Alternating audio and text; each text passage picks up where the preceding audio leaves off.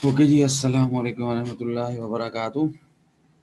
जनाब, अल्लाह का शुक्र है कि हम सब खैरियत से हैं और आने वाले वक्त में भी अल्लाह से दुआ है कि हमें खैर खैरियत से रखें और साथ ही साथ आपको बुराइयों से दूर रखें और नेकी करने की बहुत ही ज़्यादा हिदायत। आमीन सुम्मा मन्ना ने कहा जी अस्सलाम वालेकुम। वालेकुम सलाम। और टेस्ट की एमसीक्यूज की डिस्कस कर लें, बड़ी ही प्रॉब्लम है। क्या प्रॉब्लम है जी? डिस्कस कर लेते हैं जल्दी से, क्या बात है? बोलो बोलो, फटाफट बोलो, इसमें कौन सी टेंशन वाली बात है? जिस जिसको प्रॉब्लम में हुई है क्या एमसीक्यूज पेपर में, तो शेयर कर ले, क्या बात है? सर आप से यहाँ गुजारिश है कि टेस्ट के एमसीक्यूज डिस्कस करें। मैंने आपसे पूछा तो है, क्या डिस्कस करूं? टेस्ट हो गया? हाइड्रा अल्टरनेशन जनरेशन शो करेगा? क्यों करेगा बेटा? नहीं करेगा ना, वो तो एक ही टाइप है ना। देखो, ऑल्टरनेशन जनरेशन वहां होगी जहां दो टाइप होंगे, ठीक है ना। दो टाइप से मुराद है कि हमारे मेड्यूसा हो और पॉलीप हो किसी क्लास में। अब अगर मेड्यूसा और पॉलीप नहीं है, एक ही टाइप है, तो वो ऑल्टर कैसे करेगी? ऑल्टरनेशन जनरेशन में क्या था? पॉलीप फॉर्म मेड्यूसा है, मेड्यूसा फॉर्म पॉलीप। तो अब जब है ही नहीं तो फिर कैसे करेगा? अच्छा, आपने कहा, किसने कहा जी? मेरे एक बच्चे ने कि बुक में तो लिखा है। किसने कहा ये? अभी कहाँ जी जनाब? अरे कहाँ चला गया बच्चा? मिन्हा ने कहा कि बुक में लिखा है। सर पॉलीकीटा में दोनों होते हैं। दोनों क्या मतलब? मीना ने कहा 202 पेज में फर्स्ट क्लास में लिखा है। 202 पेज नंबर में क्लास 1 है।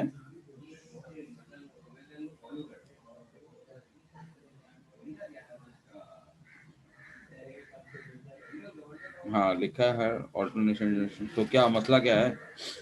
अगर इसमें देखो ना, अगर इसमें दोनों में पॉलीपॉइड भी है और मेड्यूसा भी है, तो पॉलीपॉइड और मेड्यूसा अगर है किसी क्लास में तो वो ऑल्टरनेशन जनरेशन करेगी। अब जैसे एंथोजोआ है, उसमें सिर्फ पॉलीपॉइड है, तो ऑल्टरनेशन नहीं होगी, है ना। और स्काइफोजोआ में दोनों चीजें मौजूद हैं। डोमिनेंट है मेड्यूसा स्काइफोजोआ में क्लास सेकंड में, और polyp occurs during development, polyp भी बनता है, तो यहाँ पर भी ऑल्टरनेशन होगी ना। तो सर क्वेश्चन था it does not show alternation of generation, और उसका आंसर हाइड्रा आ रहा था। अरे भाई, ये एक आधा दो एमसीक्यूज है ना बच्चे, ये कहीं ना कहीं कोई गड़बड़ हो जाती है इन लोगों की, जो टाइपिंग टाइपिंग कर रहे होते हैं ना, उसमें कहीं प्रिंटिंग विंटिंग करते हुए, टाइपिंग करते हुए ना, वो गड़बड़ हो जाती है। ठीक है, तो इतनी टेंशन नहीं लें, कोई मसला नहीं है।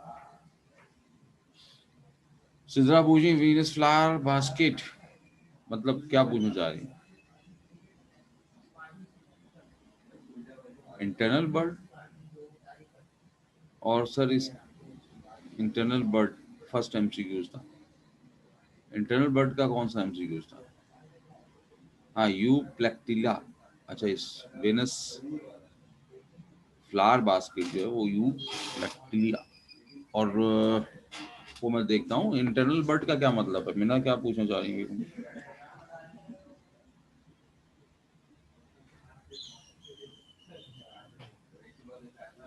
मैं 1 मिनट अभी वो मंगवा लूँ ना अपना पेपर, तो फिर वो ज्यादा बेहतर है यार। अपना अवैध भाई,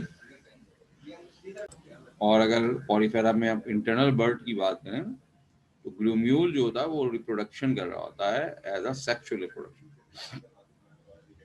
तो वो आपको इंटरनल बर्ड्स की बात करेंगे, वो अंदर की साइड बनी बॉडी के इन साइड, नॉट आउटसाइड। ठीक है।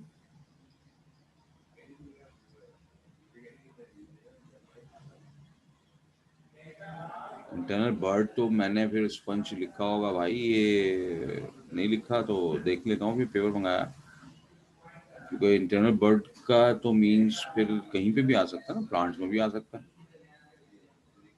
और किसी और एनिमल की बात हो सकती है, जैसे नाइटेरियंस हैं ये भी बर्डिंग करते हैं ना, तो वो भी हो सकती है बात, लेकिन उसका ऑप्शन तो गिम्यूल्स तो नहीं होना चाहिए ना।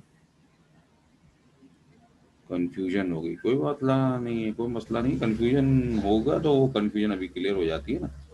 तो ये भी जाहिर सी बात है कि आप जब कोई क्वेश्चन आंसर कर रहे हो और उसमें जो प्रॉब्लम को सॉल्व किया जाता है तो वो भी हमारे लिए अच्छा होता है ना। मैंने आप लोगों को शायद अब मुझे नहीं पता कि आप में से कौन सी में है कौन बी में है, लेकिन बहरहाल आप लोगों को मैं एक बहुत बी वालों को मशवरा दे चुका हूँ, बी वालों को भी और दूसरों को भी, और शायद सी को भी दिया था मैंने पेपर को कवर करने का तरीका। और मैंने आपसे ये अर्ज की थी कि जनाब आप लोग याद करके लिखें, चाहे वो बायो का याद कर रहे हैं, चाहे इंग्लिश का याद कर रहे हैं, चाहे कोई भी सब्जेक्ट याद कर रहे हैं, उसको आप ज़रूर लिखिए, क्योंकि लिखने के बाद फिर चेक भी खुद कीजिए। जब आप चेक खुद करेंगे ना, तो फिर आप अपनी गलती को अगर फाइंड कर लिया आपने, तो वो हमेशा के लिए वो गलती सही हो जाती है, अब वो गलती कभी भी नहीं होगी।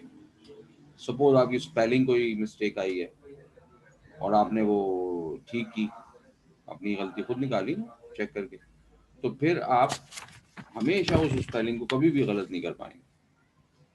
ठीक है जी, तो ये मेरे पास मैंने मंगा लिया है पेपर, तो मैं देख लूँ पहले हाइड्रा वाला जनाब, और फिर आपको बात करूँ।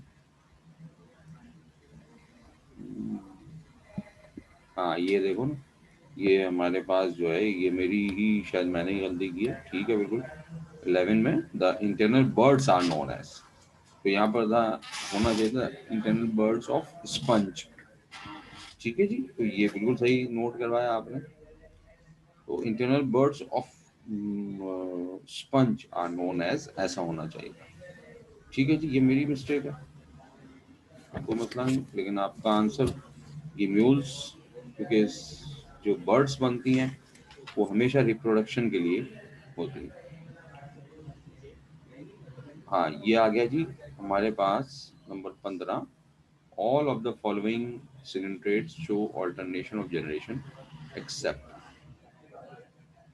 तो एक्सेप्ट में आप जाओगे ना, सिवाय, तमाम के तमाम ऑल्टरनेशन ऑफ जनरेशन शो करते हैं, सिवाय, सिवाय कौन, कौन होना चाहिए इसमें। मैं आपको ऑप्शन देता हूँ, पहले मैं थोड़ी सी बात आपको वापस ले चलता हूँ ना, ताकि बात आपके समझ में भी आ जाए। आपने 202 में देखा 3 क्लासेस हैं, ठीक है। 3 क्लासेस में हमारे पास पहली क्लास ऐसी है जिसमें दोनों यानी पॉलीकॉइड भी है और मेड्यूसा भी है। तो मैंने आपसे कहा कि ऑल्टरनेशन जनरेशन मीन्स होता है कि पॉली फॉर्म मेड्यूसा और मेड्यूसा फॉर्म पॉली। तो हाइड्रोजोआ लाइक हाइड्रा ओबिलिया फाइसीलिया, ये तो फिर ऑल्टरनेशन शो करेंगे, ठीक है। दूसरा है स्काइफोजोआ, स्काइफोजोम में आपने कहा कि प्रीडोमिनेंटली, प्रीडोमिनेंटली मतलब ज्यादा हिस्सा जिंदगी का मेड्यूसा पर डिपेंड करता, और पॉलीप डेवलपमेंट के दौरान बनता है मगर बहुत कम वक्त के लिए, तो ये भी ऑल्टर कर रहा होगा। तीसरा हमारा एंथोजोआ, ये सिर्फ और सिर्फ क्या है, पॉलीप फॉर्म में है ना।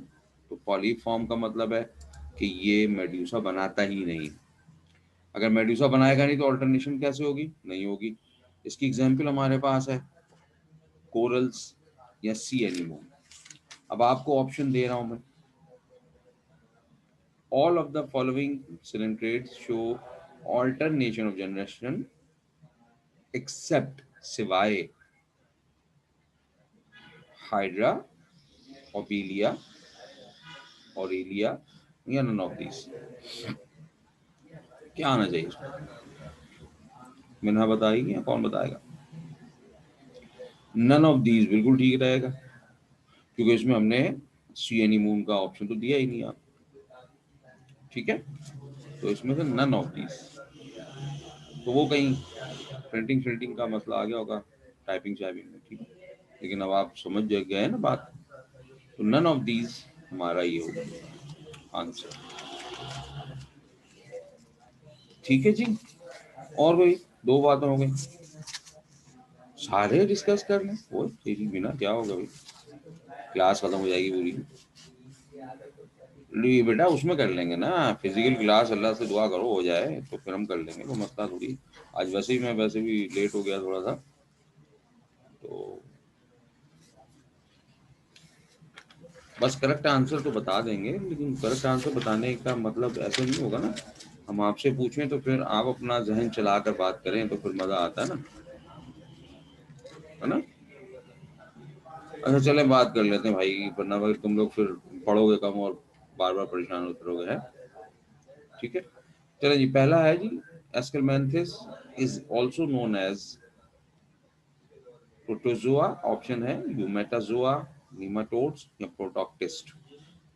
सही आंसर है इसका जी नीमाटोड्स, बिल्कुल ठीक है जी सवेरा और मीना। अच्छा बाकी लोग भी शेयरिंग करें ताकि मुझे पता हो कि सब लोग जो है वो मेरी बात को सुन रहे हैं और समझ भी रहे हैं, ठीक है। राइट करते रहें अपने आंसर्स, तो हमें ज़्यादा बेहतर लगेगा कि हाँ जी सब साथ हैं। नंबर सेकंड हमारी एमसीक्यूज थी, all of the following are coelomates except, तमाम कॉल्यूमेट्स हैं सिवाय, ये जब लफ्ज आ जाए ना उसका मतलब होता है कि इन चार में से एक ऐसा है जो ऐसा यानी कॉल्यूमेट नहीं है। ड्यूटेरोस्टोम कॉल्यूमेट होता है, उसमें ट्रू बॉडी कैविटी होती है। प्रोटीरोस्टोम्स कौन है, उनमें भी कुछ हो सकते हैं, क्योंकि प्रोटीरोसोम्स या हमने पढ़ा था ड्यूट्रोसोम तो बिल्कुल हो गया ना अलग, उस वो तो कॉल्यूमेट होगा ही होगा। और प्रोटो में हमने कहा था कि हमारे आर्थ्रोपोड तक आते हैं, तो वहाँ भी सीलियोम मौजूद है। हेमिगोडेट ये तो ट्रू बॉडी कैविटी के साथ ही है, ठीक है ना। 17 अटेम्प्ट किए थे तो मेरा मोबाइल हैंग हो गया, तो उसके बाद तुम्हारा काम खत्म हो गया है ना। अब आप दोबारा अटेम्प्ट करेंगी तो वो बोलेगा जी ऑलरेडी आपने अटेम्प्ट किया, बिल्कुल ये बात तो है, ये तो प्रॉब्लम आ रही है, ठीक है। तो इस पे तो आप कुछ नहीं कर सकते। और नंबर 4 ऑप्शन जो है बिल्कुल ठीक है, मरियम ने कहा जी एस्केलमेंथिस, तो एस्केलमेंथिस जो है वो कॉल्यूमेट नहीं है, सूडो कॉल्यूमेट है। नंबर 3 हमने दिया था, the name animal is derive from the word anima, anemia, anem, all of this. Anima उसका आंसर ठीक है, ANIM, एनिमल ने, एनिमल ड्राइव हुआ है वर्ड से, ठीक है। नंबर 4 हमारा था, the radial symmetry is found in the animals of, radial symmetry इनमें से किस एनिमल में मौजूद है, क्या प्रोटोजोआ में है, क्या पॉलीफेरा में है, क्या नाइडेरियन में है, या ऑल ऑफ दीज। नाइडेरियंस में है, सही ऑप्शन इसका नाइडेरिया, ठीक है। मिन्हा ने कहा, सवेरा ने कहा जी, वलिया कह रही हैं ये है कहाँ, अरे मेरे बच्चे ये एमसीक्यूज पढ़ रहा हूँ, आपने जो एग्जाम दिया अभी जो टेस्ट दिया ना, वो एमसीक्यूज बच्चे कह रहे थे कि उसको डिस्कस कर लें, हमें बहुत सारी कंफ्यूजन रही है, तो उसको हम कर रहे हैं, ठीक है। हाँ वलिया अभी पे समझ में आ गई बात। फिफ्थ वन की बात करें जी, coelom that develop from the archenteron as out pouching, ठीक है, इज कॉल्ड। तो अब इसमें आउट बाहर की तरफ पाउचिंग जो बनती है, बाहर की तरफ का मतलब बॉडी से बाहर नहीं बन रही, ठीक है। ये डेवलपमेंट में हमने शायद आपको बनाकर दिखाया होगा, तो उसे हम सूडोसिलियोम कहते हैं या इंटेरोसिलियोम कहते हैं या शाइजोसिलियोम कहते हैं, नन ऑफ दिस। तो इंटेरोसिलियोम कहलाती है, वो इंटर कैविटी होती है अंदर की तरफ, उसे हम कहते हैं। आर्चिट्रॉन बनी थी ना, डेवलपमेंट में दिखाया था आपको कि जब हमारी स्प्लिट होती है मीसोडर्म, तो एक और कैविटी बनाती है, वो ट्रू बने या फॉल्स बने वो एक अलग मैटर है। अच्छा जी, मीना ने कहा कि जी ये सर सुडोकोलिमेट कैसे हो सकता है, बिकॉज आर्चिट्रॉन से सिलियम ड्यूटेरोस्टोम में बनती है। हाँ ये लेकिन मैंने उस वक्त में बनाकर दिखाया था, ठीक है। स्प्लिट ऑफ द मीजोडर्म ये हमारी बोथ में नजर आती है, दोनों में। किसमें? सूडोसिलियोमेट में भी और सिलियोमेट में भी। लेकिन स्प्लिट होने के बाद अगर उसका organ of the digestion cavity में बनेगा, कौन सी में? ट्रू बॉडी कैविटी में, तो फिर वो सिलियोमेट होगा। लेकिन अगर उसका वहां नहीं बन रहा, कैविटी तो बनेगी।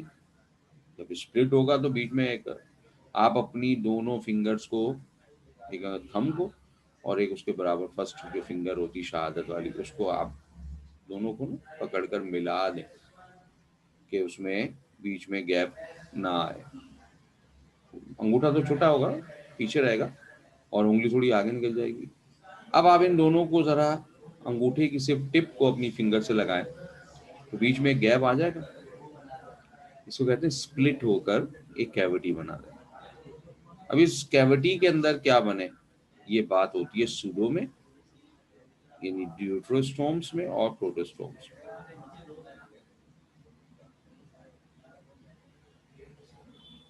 तो सर ड्यूटरोस्टोम में सूडो नहीं, ड्यूटरोस्टोम में सूडो में तो होगी नहीं ना बेटा। ड्यूटरोस्टोम जो होगा वो तो हमेशा सीडियोमेट होगा, सीडियोम वाला ट्रू बॉडी कैविटी, लाइक जैसे आप कह रहे हैं ना कॉर्डेट एंड एकाइनोडर्मेट, तो ये हमेशा ड्यूटरोस्टोमा होगा, कॉर्डेट भी और एकाइनोडर्मेट्स भी, ठीक है। नंबर 6 है जी, which one is not a protostoma या प्रोटोस्टोम? एनिलिडा, आर्थ्रोपोडा, मोलस्का या एकाइनोडर्मेटा, इनमें से कौन प्रोटीरोस्टोम नहीं है? एकाइनोडर्मेटा नहीं है, ड्यूटरोस्टोम्स है एकाइनोडर्मेटा। एकाइनोडर्मेटा 6 का आंसर बिल्कुल ठीक है जी। Number 7, which one is non cellular in most cases of animals? इनमें से कौन सी, काइम, काइम कहते हैं लेयर को, कौन सी लेयर नॉन सेलुलर होती है एनिमल्स में? मीजोकाइम, स्केलेटन काइम, कोलन काइम। ये स्केलेटन और कोलन काइम कौन सी है? ये तो है ही प्लांट में। और मीजोडर्म, मीजोडर्म तो पूरी एक बॉडी लेयर है। तो बचा क्या? मेजनकाइम। बिल्कुल मीना ने सही कहा, मेजनकाइम। चलिए जी, ऊपर 7 के बाद मेजनकाइम है 7 का, और 8 आ जाएंगे।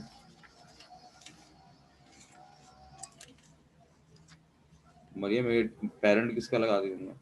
आगे नहीं जाओ भाई, साथ साथ चलो। पेरेंट तो किसी का भी नहीं है। The system well developed in the acoelomate is, acoelomate है उसमें कौन कौन सा सिस्टम डेवलप्ड होता है? एक्सक्रीटरी सिस्टम, नर्वस, ट्रांसपोर्ट, या ऑल ऑफ दिस? तो ए कॉल्यूमेट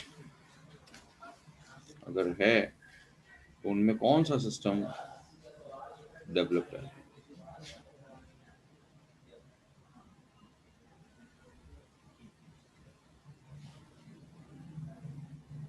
एक्सक्रीटरी होना चाहिए इसका, मीना कह रही है। एक ऑल्यूमेट कौन है, पहले ये बताइए। नहीं, एक ऑल्यूमेट की एग्जांपल बताओ। प्लैथीहेल्मिन्थेस पढ़ा था ना? तो प्लैथीहेल्मिन्थेस में एक्सक्रीटरी सिस्टम क्या था? Flame, flame cells. Nervous system कैसा था? डेवलप था। कैसा? पूरी वो थी, क्या कहते हैं, नेट, है ना, नर्व नेट थी ना मौजूद, नर्व नेट वहां मौजूद थी। और ट्रांसपोर्ट सिस्टम वहां पे, ब्लड तो नहीं था, लेकिन सर्कुलेशन के लिए वहां पे लिक्विड या फ्लूइड मौजूद था। तो सारे ही, ऑल ऑफ दीज, ठीक है।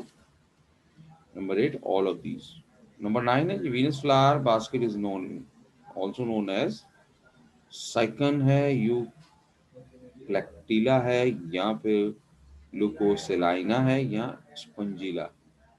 यू प्लेक्टिला ये इसका आंसर था। Inner layer of the sponge made up of layer, अंदर की जो हमारे स्पंज की है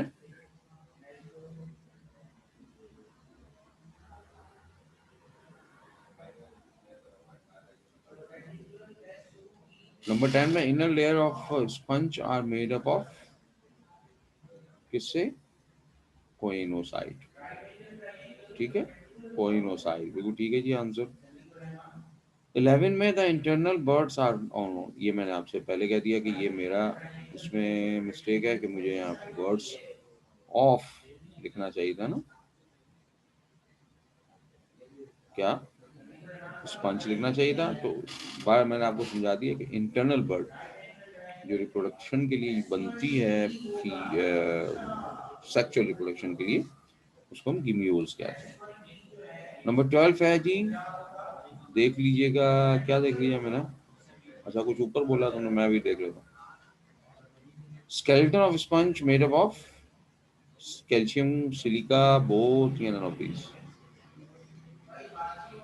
याद है, किसी से कैल्शियम में बन रहा था, किसी एक क्लास में किसी में सिलिका से बन रहा था, तो बोथ ऑफ ठीक है, बिल्कुल बोथ ऑफ आंसर ठीक है जी आपका। 13 में the single main opening of the sponge cavity is called osculum, ostia, spongocoel या नन ऑफ दीज? ऑस्क्यूलम ठीक है बिल्कुल इसका। Number 14, which of the following are motile zoid in Nidalians?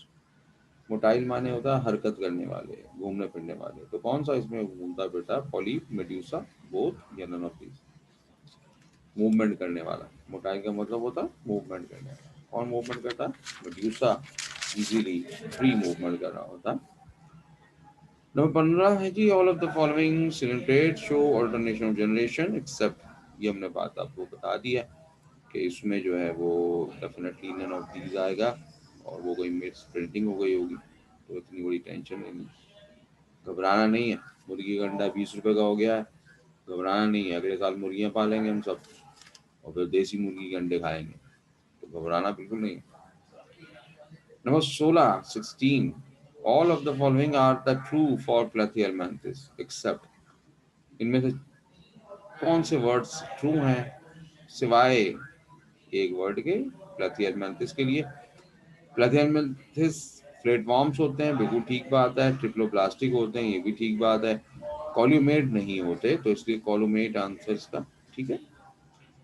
17 में excretory system of platyhelminthes consist of, ये तो भी हमने डिस्कस भी किया, तो एक्सक्रीटरी सिस्टम जो है वो हमारा फ्लेम सेल कहलाता है प्लेथियलमेंथिस में। Number 18, free living example of platyhelminthes is dugesia, fasciola, taenia solium, none of this?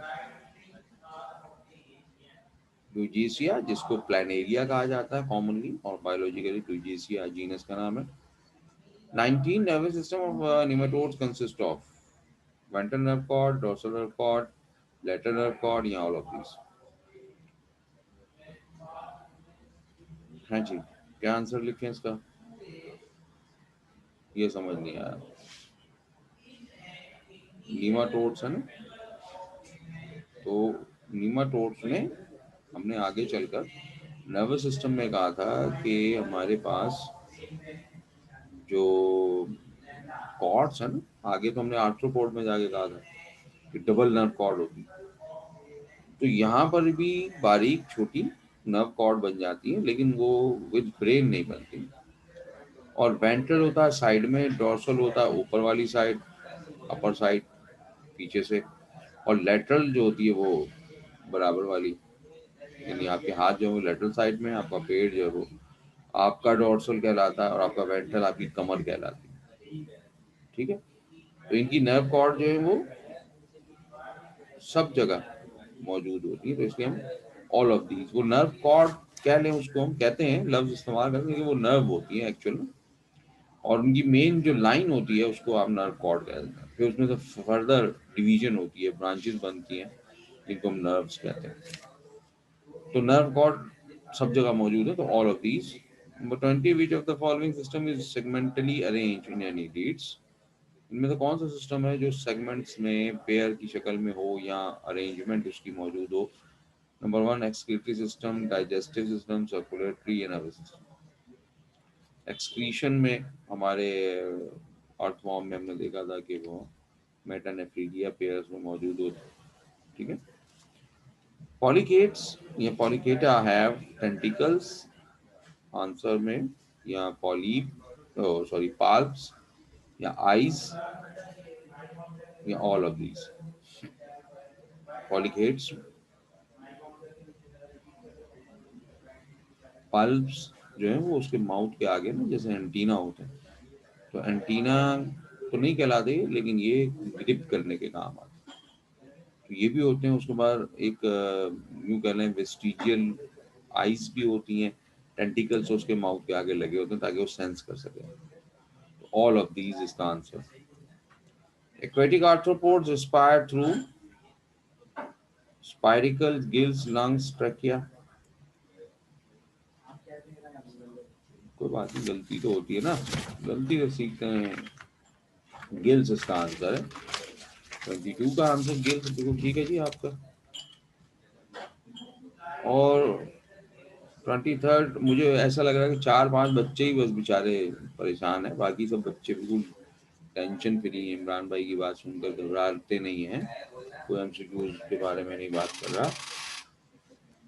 तो 23rd में dash are believe to have common origin with annelids.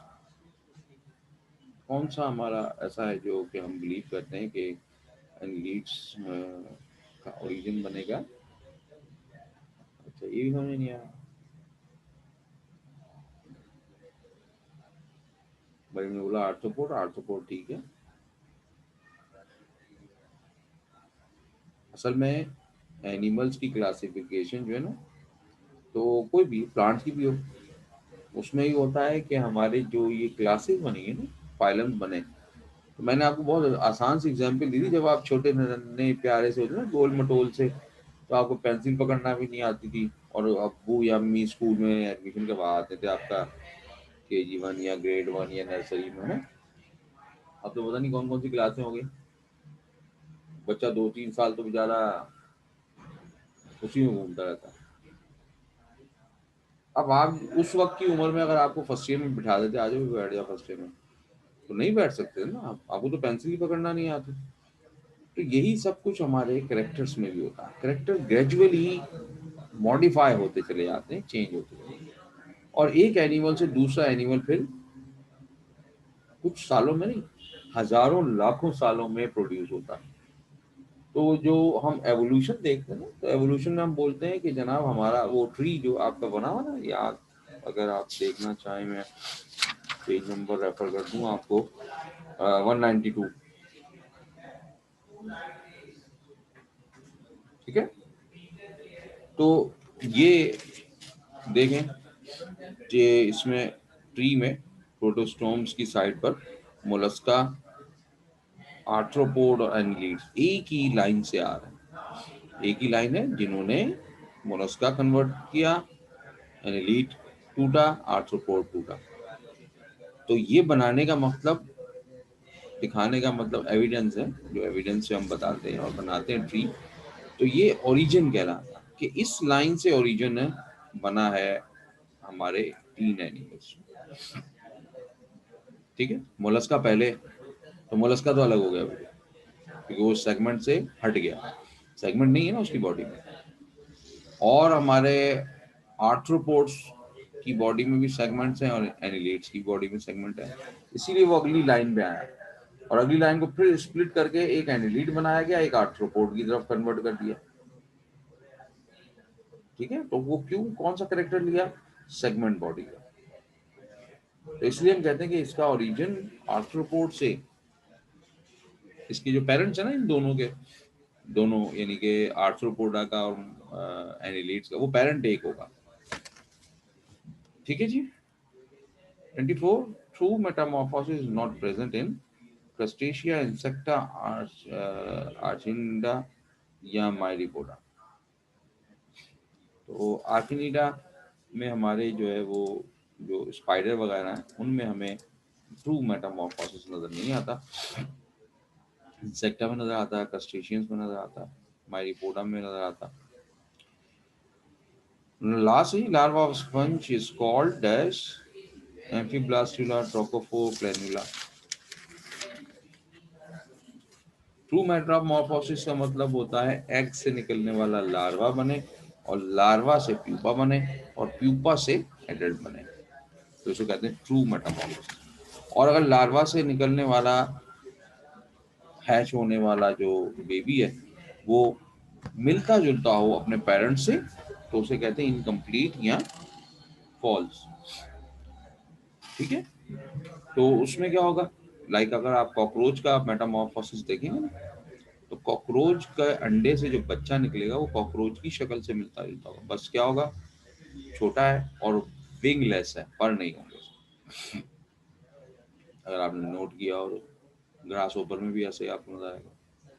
फिर वो साइज बड़ा करता है, एक्डाइसिस करता है, यानी अपने हॉल को तोड़ता है थोड़ा सा बड़ा होने के बाद, और फिर ऐसा ऐसा उसके पर अगले दूसरे, इनको हम स्टेजेस को कहते हैं निम्फ। ये उसका निम्फ कहलाता है, ये लार्वा नहीं कहलाता। फिर निम्फ एक, निम्फ दो, निम्फ तीन, फिर एडल्ट बनता है। कंप्लीट और ट्रू एक ही है जी, कंप्लीट और ट्रू का एक ही मतलब।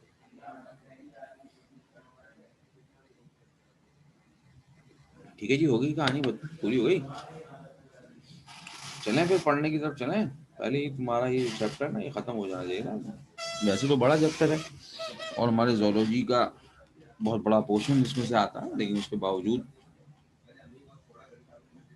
अच्छा जी, मीना ने कहा 203 के फर्स्ट पैरा की लास्ट लाइन देख लीजिए प्लीज। अरे क्यों घबराते हो भाई तुम, 203 पे आ जाते हैं, इसमें कौन सी टेंशन वाली बात है। और फर्स्ट पैरा की कौन सी लाइन देखनी है भाई, फर्स्ट पैरा की लास्ट लाइन देखनी। नहीं, मेरा नहीं टाइम वेस्ट हुआ बेटा, मैं तो पढ़ाऊंगा ना, मुझे तो पढ़ाना है, चाहे एमसीक्यूज पढ़ाऊं चाहे कोर्स पढ़ाऊं, है ना। वहाँ लिखा है कि सेक्रेटरी नॉट, अच्छा ठीक है जी, बिल्कुल कहाँ है लिखा जी, containing the developing embryo into the immune body by conferment food. अरे 203 मैंने 205 निकाल के, वही मैं घबरा रहा हूँ, मुझे भी घबरा दिया मैं। 203 में जी बिल्कुल, circulatory system are not needed, respiratory system, rudimentary nervous system is also present where circulatory and respiratory system are not needed। ठीक है जी, ये भी हो सकता है, चलो इसको हम बाद में डिस्कस कर लेंगे फिजिकल में, तो मैं दोबारा देख लूंगा। ठीक है, ठीक है, तो वो हम उसको देख लेंगे, सही है। ओके जी, तो ओके हो गया जी मीना की तरफ से, सबकी तरफ से ओके है जी। चलें फिर पढ़ने की तरफ थोड़ा सा। कुछ बच्चे तो गायब हो गए, कहाँ गए, घबरा गए। अच्छा जी, हमने आपसे लास्ट जो डिस्कशन किया था अपने, वो रेप्टाइल्स के करेक्टर्स को, ठीक है। और ये बिल्कुल रेप्टाइलिया हमने पढ़ा था, तो रेप्टाइलिया में हमने डिस्कस कर लिए थे जनाब ये करेक्टर्स एंड, और उसके बाद आपको डायग्राम्स में हमने अपने मेन मेन जो रेप्टाइल्स थे वो आपने देख लिए थे, है ना। ठीक है जी, नूर फातिमा कह रही है सर जी, बोलो सर क्या बात है।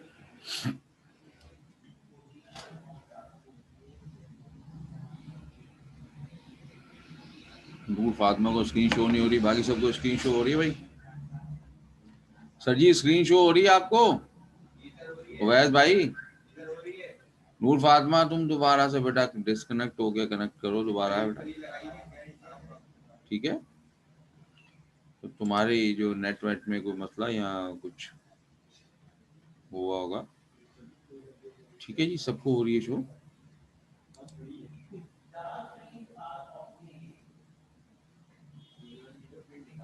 अच्छा, नूर फातिमा कह रही है आप पढ़ाना शुरू ना करें, मैं डिस्कनेक्ट करती हूँ। हाँ हाँ बिल्कुल कर लें आप, बस हम आपसे ज़्यादा नहीं पढ़ रहे हैं, बात कर रहे हैं। अच्छा जी, इनमें हमने देख लिया था पिक्चर्स को, हमारा जो ये है जी जिसको टॉर्टॉइस या लैंड टर्टल भी कहते हैं ना, हमने आपको बता दिया था। और इसमें आपने कहा था कि जी इसके पाँव में क्लॉ यहाँ पर होंगे, और इसका जो प्लेट है वो थोड़ा सी राउंडेड है, रफ है। और ये हमारा ग्रीन टर्टल है, बहुत नायाब हुआ करता था, अब माशाल्लाह से इसको बड़ा, इसकी जनरेशन को कंट्रोल किया गया है, पूरी दुनिया इस पर काम कर रही थी, पाकिस्तान में भी इसमें काम हुआ। तो इसकी फ्लैट होती है, जो उसकी प्लेट है, और इसके आप पाँव देखेंगे तो वो पैडल नुमा है, क्योंकि इसमें स्विमिंग करना होती है। ये हमारी थी घर की छिपकली, और जिसके लिए आप बहुत इसको मशहूर से जानते हैं, सबसे ज़्यादा ख़वातीन इससे डरती हैं, और बड़ी खुशनसीब है कि बीवियां भी इससे डरती हैं। हाँ जी, हम तो बेचारे, हमसे तो कोई डरता ही नहीं है, तो बीवियों के लिए बड़ी डेंजरस बन जाती है, और शौहर की वैल्यू उस वक्त ज़्यादा हो जाती है जब ये किचन में आ जाए। बेगम चीखती हुई किचन से बाहर निकलती है, जी अब इसको निकालें हैं। तो बड़ी कारामद चीज़ है, घर में होनी चाहिए, ताकि अम्माएं जो ना डरती रहें। मैं बहुत डरता हूँ, कौन बहुत डरता हूँ?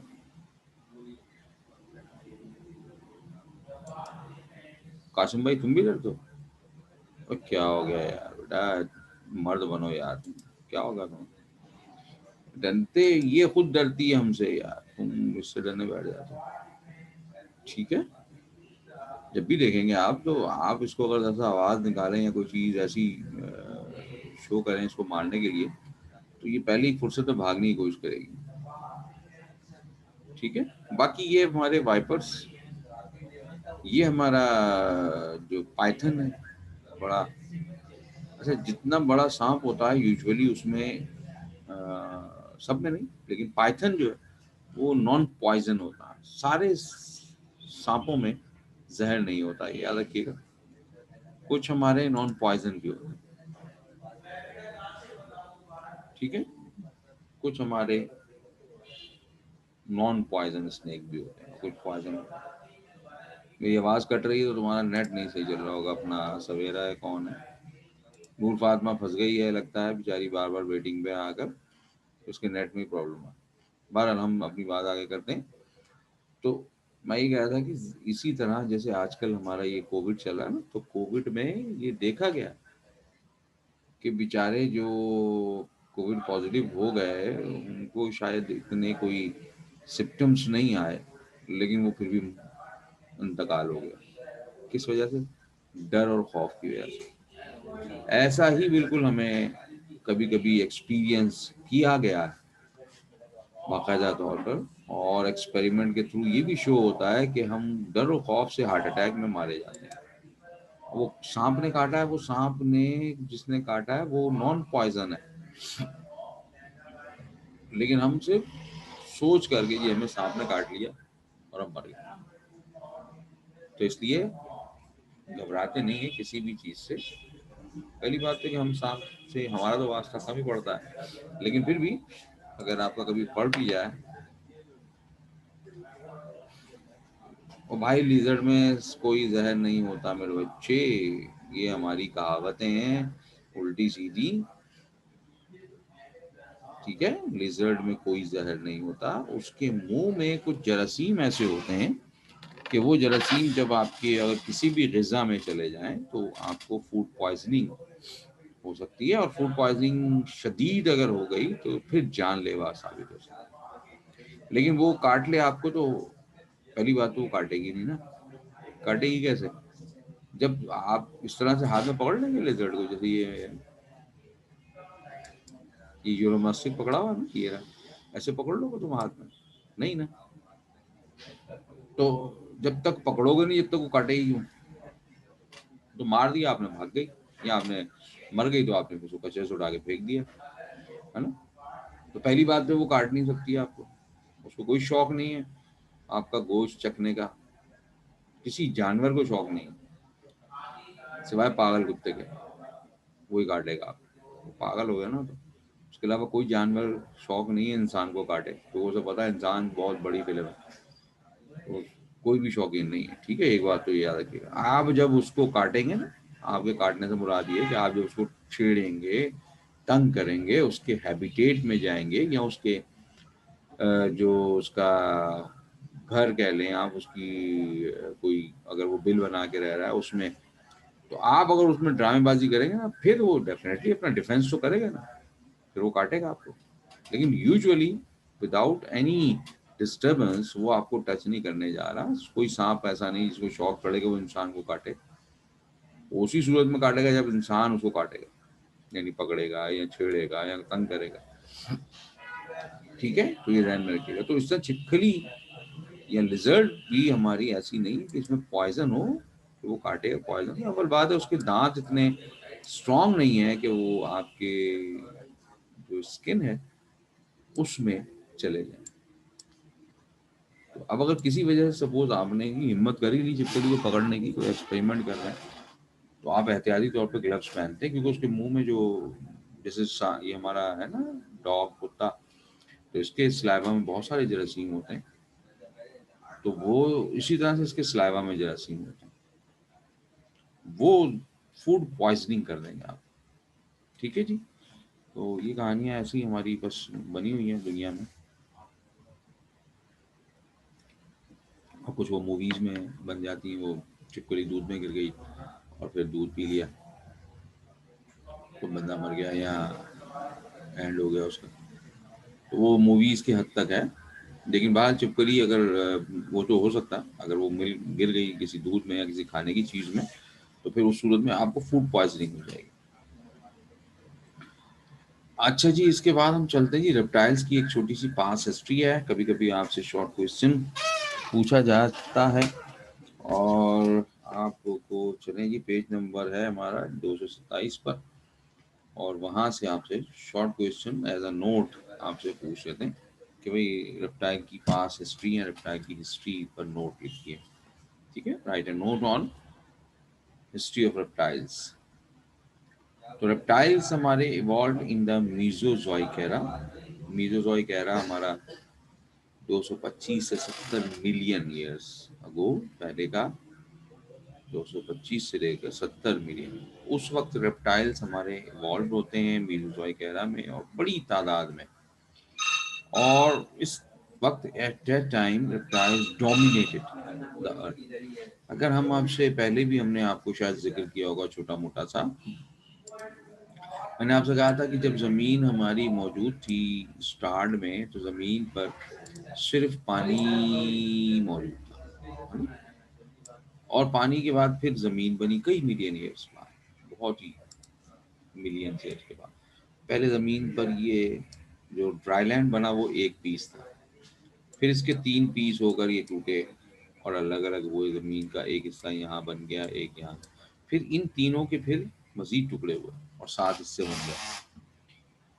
तो इन दौरान यानी जिस वक्त ये एक पीस था, मीसोजोइक एरा था उस वक्त, और इस दौरान में हमारे रेप्टाइल्स डोमिनेटेड, रेप्टाइल्स की बड़ी तादाद मौजूद थी।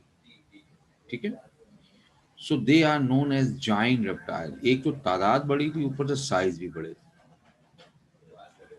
और पूरी जमीन पर इनका यही हाल था। इसीलिए हम इनको डायनासॉर्स या टेरिबल लिजर्ड के नाम से, बड़े लिजर्ड्स। ठीक है,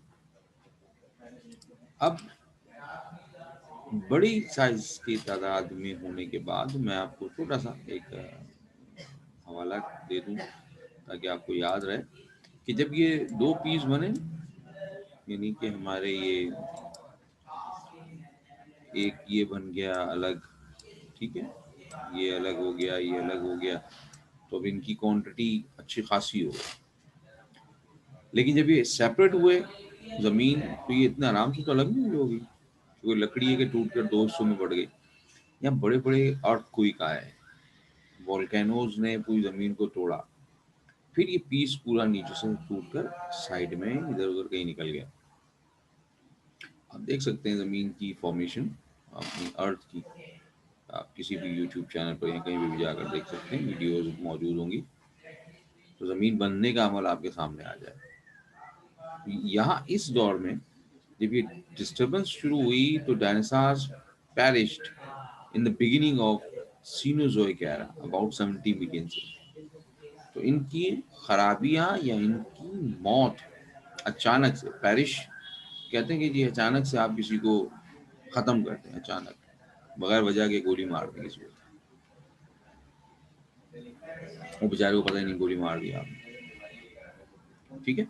तो सीनोजोइक एरा यानी मेसोजोइक के बाद जो 70 ईयर्स मिलियन ईयर्स के बाद शुरू हुआ, तो उसमें ये अचानक से इनकी बुरी हालत शुरू हो गई, क्योंकि जमीन टूट रही थी और जमीन टूटने के बाद इनका काम खत्म होता जा रहा था।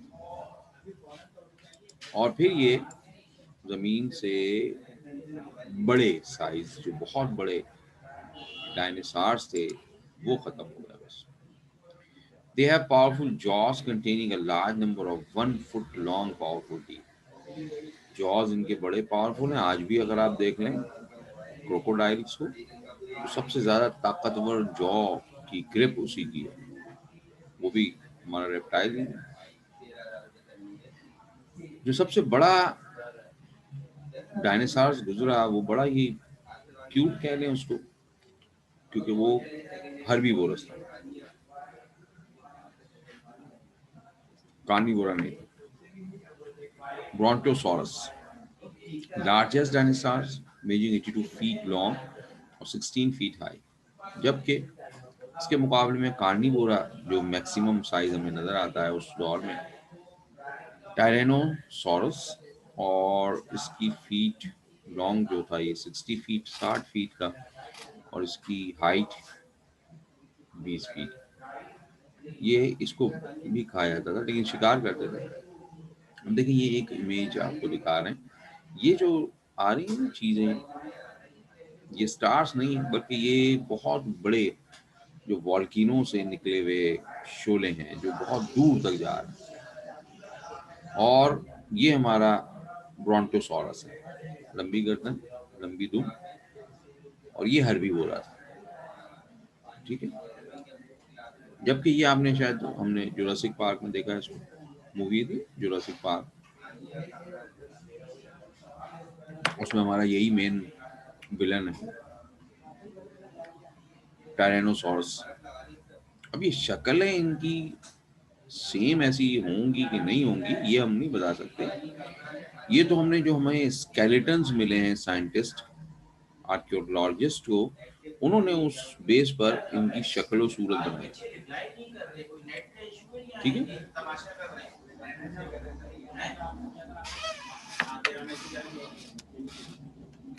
तो ये हम हिस्ट्री में, पास हिस्ट्री में ये बातें हम लिख रहे हैं। ठीक है, एक नोट आता है बस शॉर्ट सा। क्वेश्चन मैंने बेटा बस ये लिखा है सिंपली, और वो है कि right a note on history of reptiles. अब हमारा एक रीजन छोटा सा है नीचे, और वो हमारा है जी, why reptiles are called successful land animal. Why reptiles are called successful land animal. Page number है जी 227, 227 पे लास्ट पैराग्राफ।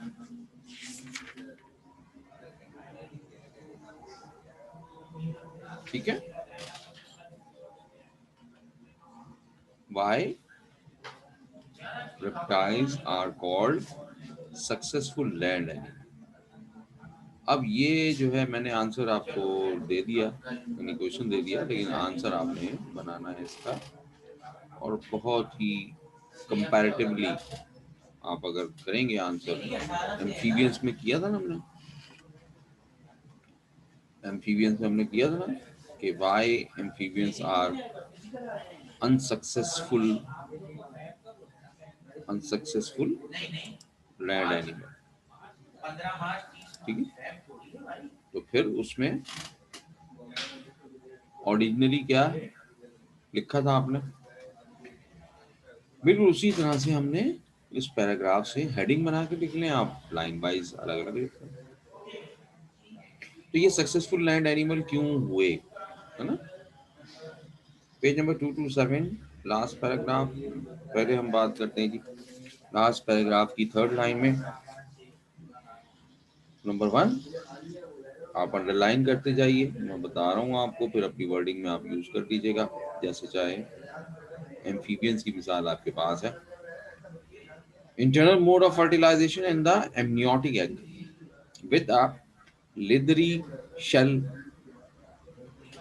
तो पहली वजह इनकी लैंड सक्सेसफुल लाइफ गुजारने की क्या है कि इनकी फर्टिलाइजेशन इंटरनल होती है।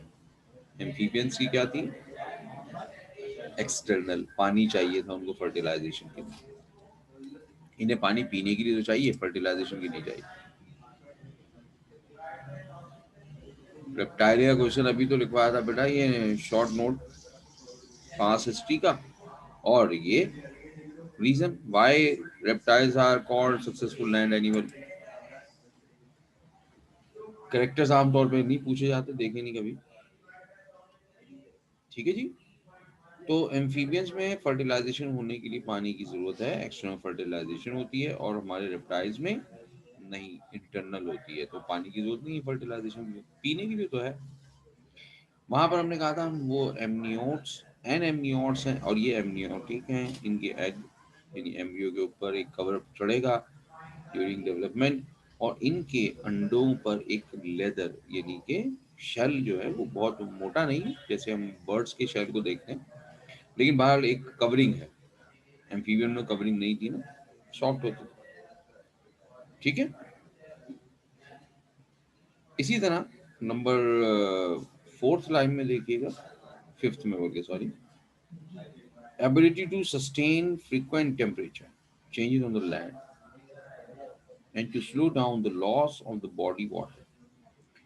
दूसरे पॉइंट में क्या है कि ये अपने टेम्परेचर जो सडनली अगर इन्वायरमेंट में चेंज हुआ है तो उसको ये मेंटेन, बॉडी टेम्परेचर तो इनका एनवायरनमेंट जैसा होता है, लेकिन अचानक से कम होने पर इनको बहुत ज़्यादा परेशानी नहीं होती, क्योंकि इनके ऊपर क्या है, इनके ऊपर हार्ड शेल्स मौजूद, स्केल्स, है ना।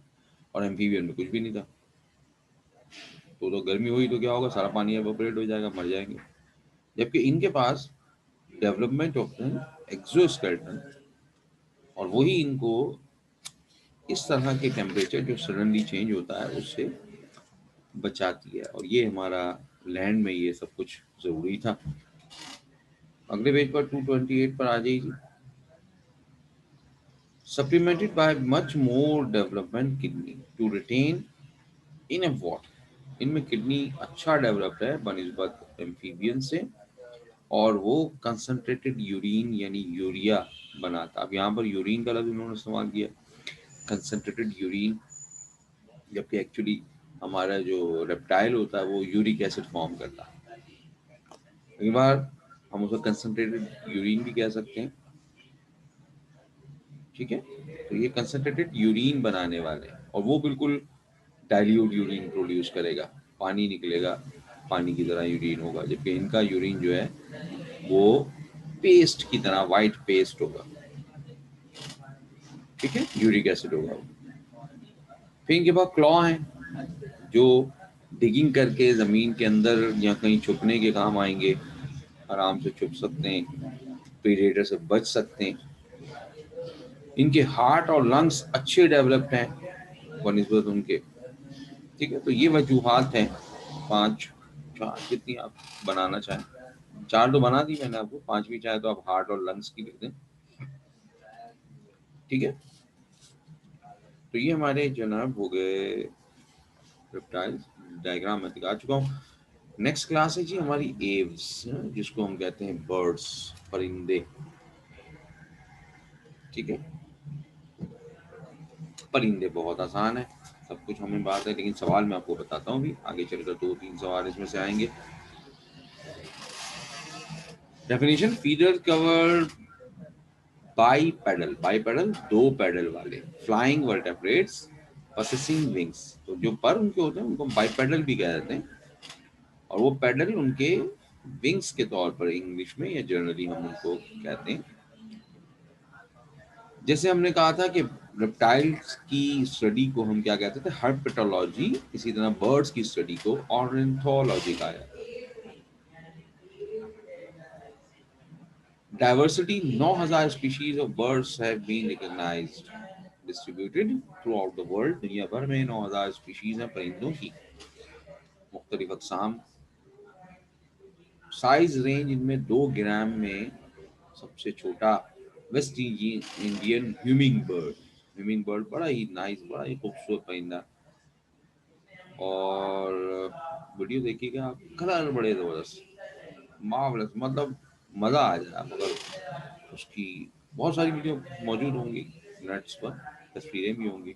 ह्यूमिंग बर्ड बहुत छोटा सा होता है और दुनिया का तेज तरीन फ्लायर, मतलब उसके जो विंग्स की जो मूवमेंट है वो दूसरे तमाम परिंदों से ज्यादा है। छोटा है ना, तो पर की मूवमेंट भी बड़ी तेज है। और बैलेंस इसका वो भी आउट क्लास है। दुनिया में किसी परिंदे का हवा में बैलेंस ऐसा नहीं जैसा इसका है। वीडियो देखेंगे आप तो आपको अंदाजा होगा। फ्लाई करते करते ये फ्लावर से नेक्टर पी रहा होगा। और सबसे बड़ा हमारा जो परिंदा है वो 150 केजी तक ऑस्ट्रिच, शुतुरमुर्ग जिसे आप कहते हैं। बॉडी शेप और इसकी डिवीजन में अगर हम बात करें तो बॉडी ज़्यादातर स्पिंडल शेप होती है। या अगर जो नॉन फ्लायर हैं यानी कि रनर या रनिंग बर्ड्स हैं हमारे, वो ज़रा स्पिंडल शेप नहीं होती, उनकी थोड़ी सी गोल हो जाती है, मुर्गी वगैरह जैसे आपने देखी होगी। इसी तरह से उनमें हम हेड, नेक, ट्रंक और टेल, चार हिस्से उसकी बॉडी के हमें हर बर्ड्स में नजर आएंगे। बीक जो मॉडिफाइड है, माउथ है असल में, jaw bones prolong into a toothless beak. जो जॉ है ना, जबड़े, तो उनकी हड्डी लंबी होकर बीक बना लेती है, चोंच बना लेती है, और चोंच में दांत नहीं है, विदाउट टीथ है। या फिर बिल लाइक है। बिल लाइक का मतलब जैसे हमारी, आपने अगर डक वो देखी ना, डक्स, उनकी बीक है। अब बीक जो है वो मुख्तलिफ है, उस पर हम बात आप करना चाहते हैं तो थोड़ा बहुत देख लें। आपको पता है कि लाइक ईगल है तो वो गोश्त कार्निवोरा है, उसकी बीक अलग है। अगर कोई पैरट है उसकी बीक अलग है। स्पैरो है, हर्बीवोरा है, ठीक है ना, इंसेक्टिवोरा है। तो जो भी एनी बर्ड्स होंगे ना, तो उनकी अपनी ज़रूरत के मुताबिक बीक्स मॉडिफाइड है। Exoskeleton epidermal and horny represent by feathers. Body पर होते हैं, फीदर्स होते हैं। स्केल्स होंगे पाँव पर, ठीक है, हल्के लेकिन बारीक होंगे, मोटे स्केल्स नहीं होते। शीट ऑन बीक्स, बीक जो है ना, जो चोंच है, जिससे हमारा नाखून होता है ना, जो हमारे नाखून पे नाखून पॉलिश आप लोग लगाते हैं, नेल पॉलिश। और नेल पॉलिश की जो कवरिंग है, किसी तरह की बारीक सी कवरिंग होती है, जो ब्राउन या रेड या ब्लू या ग्रीन जैसा भी कलर है, वो कलर उसके ऊपर मौजूद है। क्लॉज होते हैं, पंजे इसके वेल डेवलप्ड होते हैं। अब अगर वो हमारी ईगल वगैरह की बात करें, फैल्कन की बात करें, वो बहुत ज़्यादा स्ट्रॉन्ग है clause. Endoskeleton fully ossified. Ossified का मतलब होता है हड्डी वाला, जिसमें ऑसिफिकेशन हो, यानी कि बोन्स बनी हो, हड्डियां बनी हो। अच्छा, ये वाइट हड्डियां वाला, ठीक है, तो उसे हम कहते हैं ऑसिफाइड।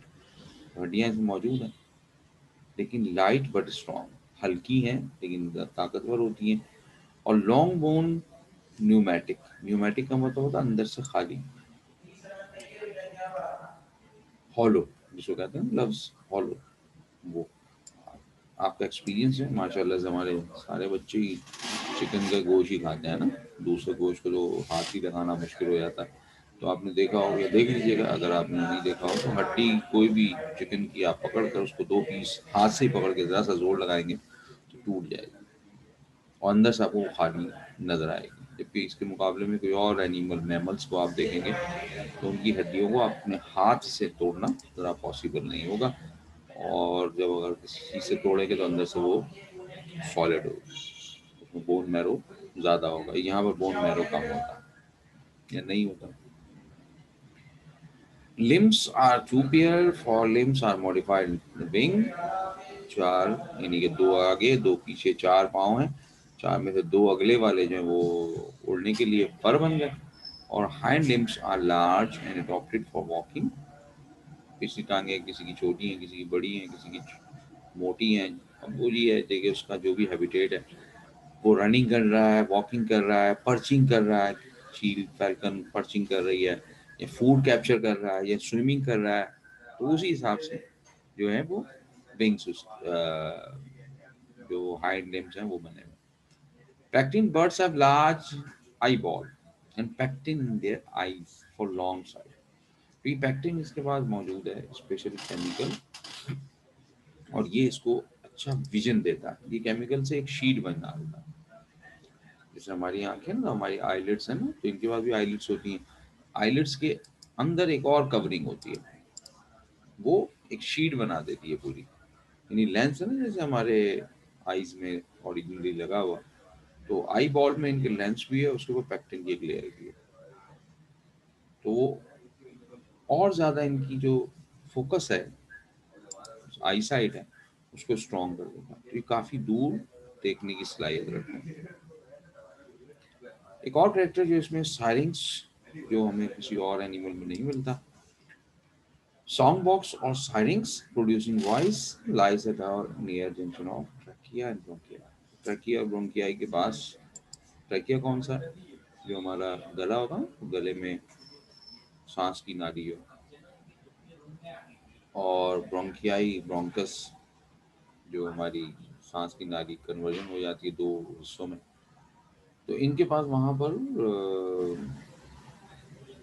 एक कुछ बॉक्स बना, जैसे आपके भी गले में बॉक्स बना, तो आपकी तरह ऊपर ही होता, वोकल सैक भी हम उसे कहते हैं। तो उस वोकल सैक को यहाँ पर सायरिंग्स कहा जाता है, क्योंकि इनके वोकल सैक जो है वो बड़ा खूबसूरत आवाज प्रोड्यूस करता है, साउंड पैदा करता है। तो इसीलिए आपको बर्ड्स का साउंड बहुत अच्छा लगता है। असल में वो सभी गाना गा रहे हैं एक तरह से, गा रहे हैं, कौवा भी गाना गा रहा है बेचारा अपनी तरफ से, लेकिन उसकी आवाज ऐसी है तो वो गाना हमें अच्छा नहीं लगता। जैसे मैं अगर गाना गाऊं तो फिर माशाल्लाह से आप लोग सब कान में उंगलियां दे देंगे ना, तो बस ऐसा ही आप लोगों की आवाज़ें बहुत अच्छी होंगी, नात पढ़ते होंगे, तिलावत पढ़ते होंगे, गाने भी शायद गाते हों, तो आवाज़ बड़ी अच्छी है। तो लेकिन आपका साइलेंस नहीं कहलाया है, ठीक है, आपका वोकल सैक कहलाया है। Heart is birds consist of 4 chamber. इससे पहले हमने रेप्टाइली में आपसे बात की थी कि 3 चैम्बर हैं, और क्रोकोडाइल में से खानदान जो ऐसा था जिसमें 4 चैम्बर बने थे लेकिन बने पूरे नहीं थे। और यहाँ पर पूरा हार्ट जो है वो उसके अंदर से इंटरनल तौर पर जब हम उसे डाइसेक्ट करें तो 4 चैम्बर बने होते हैं, और डबल सर्किट होता है। डबल सर्किट में हम बात करेंगे, अभी तो ध्यान में रख लीजिए आप, ट्रांसपोर्टेशन लास्ट चैप्टर पढ़ेंगे ना, तो वहाँ पर आपको डबल सर्किट का थोड़ा सा आइडिया देंगे। यहाँ पर हम बताने जाएंगे तो आप परेशान हो जाएंगे, ठीक है। तो फिलहाल आप ये याद रखें, डबल सर्किट और सिंगल सर्किट। इनवर्टेब्रेट में, सॉरी वर्टेब्रेट में, हमारी मछलियों में, हमारे एम्फीबियंस में और रेप्टाइल्स में, इनमें सिंगल सर्किट नजर आता है। और जब 4 चैम्बर बन जाएंगे तो फिर डबल सर्किट हमें नजर आने लग जाता है। रेस्पिरेटरी सिस्टम यहाँ पे बहुत अच्छा है, हाईली मॉडिफाइड है, लंग्स मौजूद हैं, inelastic and supplemented by air sac. और उनकी लंग्स में से ही कुछ एयर सैक भी निकल रहे होते हैं, और वो एयर सैक जो है वो large storage of oxygen, oxygen को सप्लाई ज़्यादा जमा करके रखने के लिए ना, और एयर सैक स्टोर कर लेते हैं ज़्यादा गैस, ताकि ये जब फ्लाइट कर रहे हो उनको ऑक्सीजन की कमी ना हो।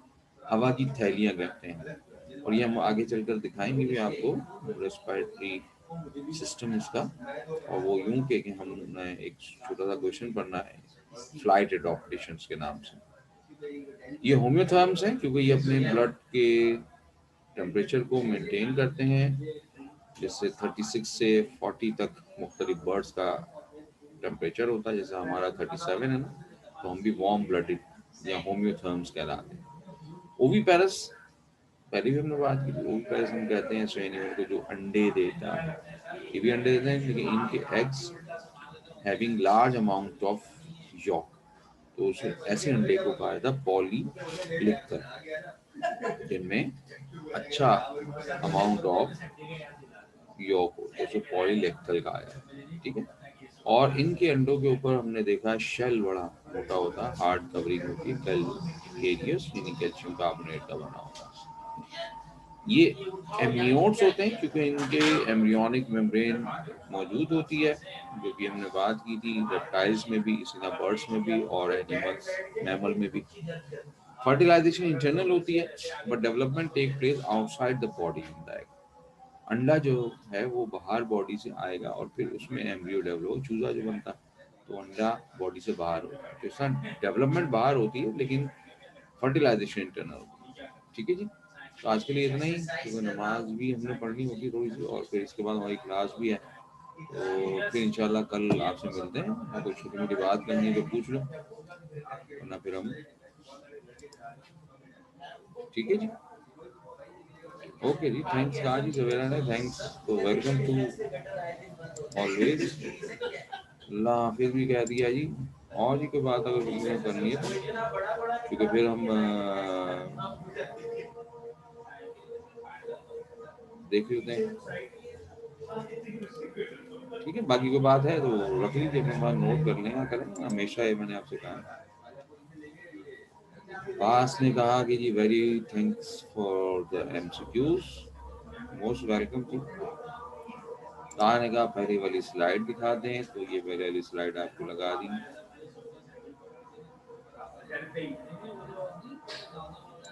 और जी